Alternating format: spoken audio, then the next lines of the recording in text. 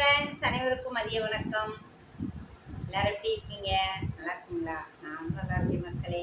சரி, இப்போ ஒரு மலரின் கதை அப்படின்ற தொடரில் 77வது பகுதியை இப்போ நம்ம பார்க்கலாம். அதுக்கு முன்னாடி 76வது பகுதியில் ஃபைனலாக என்ன சொல்லியிருக்கேன் அப்படின்னா, என் ஃப்ரெண்டோட அப்பா தவறிட்டாங்க. அதை சொல்கிறதுக்கு அவங்க தம்பி வந்தால், அம்மா இல்லைப்பா மாசமாக இருக்க பொண்ணு, நான் மெல்ல சொல்லிக்கிறேன், நீ போ, அக்கா வருவா பின்னாடி அப்படின்னு சொல்லி அனுப்பிச்சி வச்சிட்டாங்க. அதுக்கப்புறம் எங்கள் அம்மா என்கிட்ட 9 மணிக்கு தான் அந்த தகவலை சொல்கிறாங்க மக்களே. அதோடு தான் நான் முடிச்சிருந்தேன். இப்போ 77வது பகுதியில் அடுத்த நிகழ்வு என்ன அப்படின்றத நம்ம பார்க்கலாம். அதுக்கு முன்னாடி என்னுடைய அன்பான உறவுகளுக்கு என்னுடைய மனமார்ந்த நன்றியை நான் தெரிவிச்சுக்கிறேன். தொடர்ந்து என் வீடியோ பார்க்குற அனைத்து உறவுகளுக்கும் ரொம்ப ரொம்ப நன்றிப்பா. தொடர்ந்து என் வீடியோ பாருங்கள். உங்களால் முடிஞ்ச சப்போர்ட் எனக்கு கொடுங்க. ஒரு லைக் போடுங்க, ஒரு கமெண்ட் பண்ணுங்கப்பா. கமாண்டே போட மாட்டேறீங்க, ஒரு கமெண்ட் போடுங்க சரிங்களா? தொடர்ந்து சப்போர்ட் பண்ணுங்கள். நம்ம இப்போ 77வது பகுதியை பார்க்கலாமா? வாங்க வீடியோக்குள்ளே போகலாம். அப்போ அம்மா 9 மணி வேலைக்கு கிளம்புற நேரம் என்கிட்ட சொல்கிறாங்க. அப்போ என்ன பண்ணலான்னா, மாமா எப்பயுமே வெள்ளனாவே வேலைக்கு போயிடுவார். அப்பயே 5 மணிக்கு போயிடுவான். இப்போ என்ன செய்கிறதுன்னு தெரியலன்னு சொல்லிட்டு, அப்போயெல்லாம் ஃபோன் கிடையாது மக்களே. 1 ரூபா காயின் இருக்கு பார்த்தீங்களா, அது இருக்கு. அப்போ 1 ரூபா காயினில் ஃபோன் கடையில் அந்த என்ன சொல்லுவாங்க, ஆன்லைனா, அது எனக்கு இன்னும் சொல்ல தெரியாது, அந்த ஃபோன் வச்சுருந்தாங்க கடையில். அதில் போய் நம்ம தகவல் சொல்லலாம்னு சொல்லிட்டு 1 ரூபா காயினை போட்டு மாமாவுக்கு தகவல் சொல்லிவிட்டு அவர் வந்துட்டார். 2 பேரும் சேர்ந்து என்ன பண்ணோம், ஒரு மாலை வாங்கிட்டு அப்படியே கிளம்பிட்டோம் மக்கள். பார்த்தீங்கன்னா எங்கள் வீட்டிலேருந்து நாங்கள் நடந்தால் போகிறோம். கொஞ்சம் தூரம் தான், ஒரு 3/4 மணி நேரம் நடக்கணும். நடந்து போகிறோம். போய்கிட்டு இருக்கும்போதே அந்த தெருவில் எல்லாரும் சொல்கிறாங்க, இந்த மலர்பிள்ளை வந்துருச்சு பாரு, விமலாவும் மலரும் இணைப்பிரியாத தோழிகள் அப்படின்னு சொல்லி பேசிக்கிட்டு இருக்காங்க. அங்கனங்கன்னு சொல்கிறாங்க. எங்கள் ஆதில் விழுகுது. அப்படியே நான் கேட்டு எனக்கு அழுக தாங்கலை. உண்மையிலேயே நல்ல பிரியமான மனுஷன். எனக்கு அப்படியே அழுக தாங்கலை. ரோடு பூரா அழுதுகிட்டு அப்படியே குனிஞ்சிக்கிட்டே வரேன். இங்கே வந்தோடனே கேட்டுக்கங்க, ஒரே கற்று உருண்டு பிறண்டு அழுதுன்னே. மாமாவுக்கு ஒரே பயம். இந்த பொண்ணை மாசமாக வேறு இருக்காளே, அந்த மாசமாக இருக்கிற ரீசனை தான் எல்லாரும் சொல்லி பயமுறுத்துறாங்க. பார்த்தீங்கன்னா எனக்கு அழுகு தாங்கலை மக்களே. எங்கள் வீட்டில் சாப்பிட்டது தான் நான், அதோடு சரி. அங்கே அவங்க அம்மாவும் சொன்னாங்க, விமலாவும் சொல்கிறா, போகிற வீட்டுக்கு கிளம்புல, நீங்கள் போய் உடம்பு பாரு, போன்றாங்க. நான் நகலவே இல்லை மக்களே. சாயந்தரம் அந்தான்னு ஒரு 7-8 மணி இருக்கும். ஏன்னா ஊர் ரொம்ப தூரத்துல எல்லாம் ஆளுங்க நிறைய பேர் இருக்காங்கன்னு சொல்லிட்டு எல்லாரும் வர்றதுக்கு அந்தான்னு நைட்டு 8 மணி ஆயிடுச்சு. அதுக்கப்புறம் தான் மக்களே, தூக்குனதுக்கப்புறம் தான் நான் வீட்டுக்கு வந்தேன். வீட்டுக்கு வந்துட்டு அதுக்கப்புறம் குளிச்சுட்டு அவரை பற்றி தான் பேசிக்கிட்டு கிடப்போம். அவர் என்ன சொல்லுவார் தெரியுமா, என்னை விமலாவுக்கு கல்யாணம் ஆன உடனே எனக்கு அடுத்த மகன் நீ தான். தினந்தோறும் அப்பாவை நீ பார்க்காம போகக்கூடாது. வேலைக்கு போகும்போது அப்பாவை ஒரு ரெட்டு பார்க்கணும், திருப்பி சாயந்தரம் வரும்போது பார்க்கணும், சரியா? விமலா கல்யாணம் பண்ணி சங்கரன் கோயிலில் கொடுத்துட்டாங்க. அவருக்கு ரொம்ப கவலை, ஒரே ஒரு பொண்ணு. அதனால அவருக்கு நீயாவது பக்கத்தில் எனக்கு முகத்தை காட்டுமா அப்படின்னு சொல்லுவோம். இந்த மகளை நான் பார்த்து ஆறுதல் அடைஞ்சிக்கிறேன் அப்படின்பார். அப்படி ஒரு தங்கமான மனசு. அவர் இருந்தால் எப்படி மக்களையே நான் சாதாரணமாக இருக்கணும். அதை வீட்டில் ரொம்ப நேரம் பேசிட்டு கிடக்கிற எப்படி மனுஷன், நல்ல ஒரு பாசக்கார்.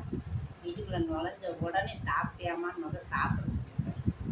இல்லைக்கு சாப்பாடு வேணுமா அப்படின்றார். அந்த அளவுக்கு ஒரு உண்மையிலே மக்களை என் லைஃப்பில் ரொம்ப பிரியமானவங்க ஃபுல்லாகவே எனக்கு கடைசி வரைக்கும் கிடச்சதில்லை. எங்கள் மாமா ரொம்ப உயிராக இருப்பார் என் மேலே. எங்கள் அம்மாவோட அண்ணன் அவர் அப்படி தான். கல்யாணத்துக்கு முன்னாடி இறந்துட்டார். பிரியமானவங்க எல்லாமே அப்படி தான் ஆகும். நான் அவரோட 2வது ஆள் பார்த்துட்டேன். சரி மக்களே, அதுக்கப்புறம் திருப்பி ஒரு வாரம் பொழுது நான் அங்கே போகிறேன் வர்றேன். ஆனால் அந்த வீடை பற்றி அவள்கிட்ட சொல்லவே இல்லை.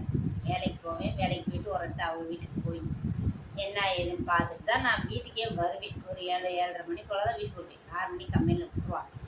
இப்படி ஒரு வாரம் பொழுது போயிடுச்சு மக்களே. அதுக்கப்புறம் பார்த்தீங்கன்னா அப்போ தான் சொல்கிறேன், இந்த மாதிரி ஆயிடுச்சுல. அம்மா தாத்தாவை பார்க்கணும்னு சொல்லிட்டு ஆலங்குளத்துக்கு போகிறாங்க.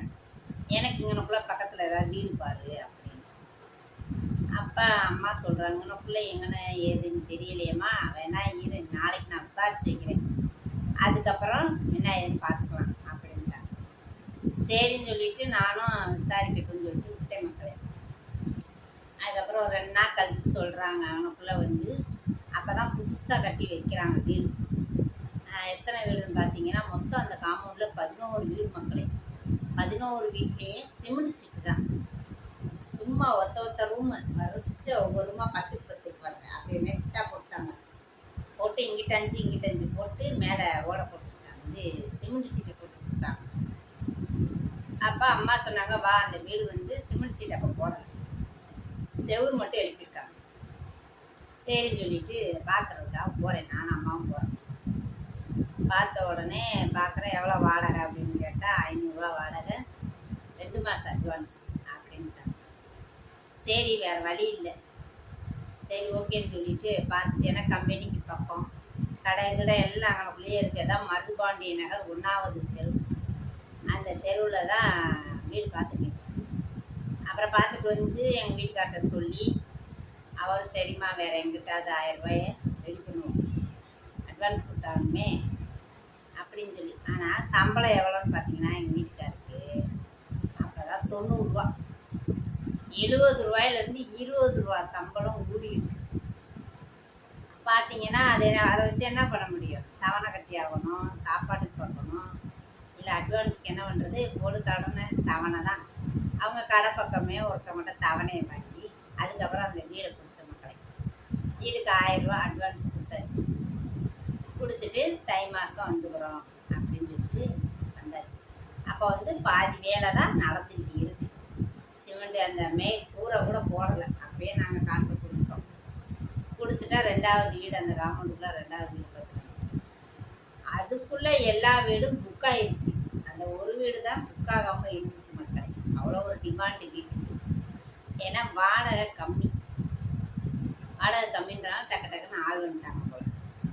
சரின்னு சொல்லிட்டு 11 வீடு பார்த்தா அம்மா வீட்டோட இருக்கேன். மார்கழி முடியணும்ல, மார்கழி முடிஞ்சு அதுக்கப்புறம் நம்ம போகணும். அப்படியே நான் வந்து வேலைக்கு போய்கிட்டு வந்துக்கிட்டு இருக்கேன் மக்களை. பார்த்தீங்கன்னா தை மாதம் அந்த வீட்டுக்கு குடி போகிறேன். குடி போகும்போது ஜாமாங்கெல்லாம் அம்மாட்ட இருந்தது, எல்லோரும் ஒன்றா என் ஜாமான்னு ஒன்றா கொடுத்தேன் போகலாம். அதை பூரா எடுத்துக்கிட்டு அப்படியே நான் வந்து அந்த வீட்டில் அப்போ தான் மருதுபாண்டிய நகர் 1வது தெரு, அதில் வந்து என்ட்ரி ஆகிற மக்களே. ஒரு வீடு வச்சாங்க, அதுக்கப்புறம் ஒரு வீடு, கடைசியில் 4வது வீட்டில் பாலை காய்ச்சியாச்சு. பாலை காய்ச்சி குடி போயாச்சு. ஆனால் அம்மா வரலை. நானும் மாமாவுமே பாலை காய்ச்சிட்டோம். நானும் அம்மாவும் ஜனவரி மாதத்தில் தை மாதம் கரெக்டாக தை அன்னைக்கு நாங்கள் வந்து பால் காய்ச்சிட்டோம். அதுக்குள்ளே வீடெல்லாம் முடிஞ்சிருச்சு. அம்மா வந்து அப்படியே அங்கே போயிட்டாங்க, ஆலங்குளம். அங்கே போய் அம்மா பாலை காய்ச்சிட்டாங்க. நான் அங்கே போக முடியல, அவங்க இங்கே வர முடியல. இப்படியே அந்த 4வது வீட்டில் தொடங்கின மக்களை. அதுக்கப்புறம் என்னென்ன சுவாரஸ்யமான விஷயங்கள் நடந்துச்சு அப்படின்றத நம்ம 78வது பகுதியில் பார்க்கலாமா மக்களே? ஓகே, வீடியோ பிடிச்சினா லைக் பண்ணுங்கள், மறக்காமல் சப்ஸ்கிரைப் பண்ணுங்கள், மலர் ராஜா சேனலுக்கு சப்போர்ட் பண்ணுங்கள். தொடர்ந்து உங்களுடைய சப்போர்ட் எனக்கு வேணும் மக்களே.